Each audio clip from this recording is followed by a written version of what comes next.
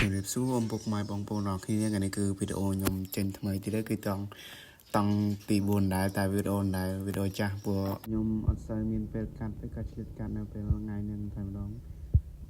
ថ្ងៃមានទាំងលំមកមានទាំងឡានមានទាំងអីនេះស្បាយមែនតើហ្មង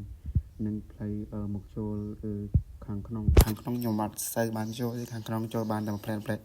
ខ្លាយខ្មុំក្លុកមុនយើងទៀតគឺខ្មុំក្លុកច្រើនជាងយើងទៅឆ្នាំនេះឆ្នាំ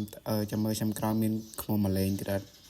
គឺខ្មុំច្រើនមែនតើហ្មងកន្លែងស្បាយមែនតើហើយមកដល់ចិត្តកន្លែងមកមូលហើយកន្លែងនេះគេប៉ាច់ខ្ញុំអត់មានដៃតព្រោះដៃទៅថតស្បាយមែនតើ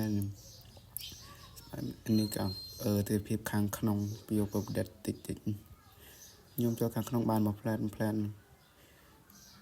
ស្អីនេះបើយិបបែអងសហ្នឹងបងប្រុសខ្ញុំនេះតែគាត់បើ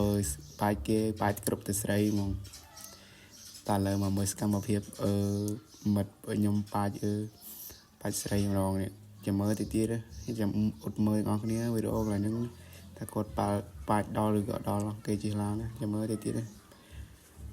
នឹងឃើញអត់មើលទាំងអស់គ្នាមើលកន្លែងហ្នឹងឯងមើល1 2 3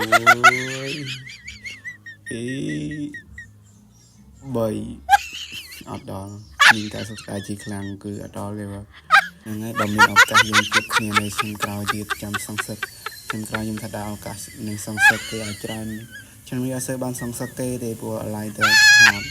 ថតដល់ផ្ទះខូចដូចទូរស័ព្ទព្រោះអេក្រង់ខ្ទេចវីដេអូខ្ញុំមានតែប៉ុណ្្នឹងអរគុណបាយបាយអ្នកនរគ្នា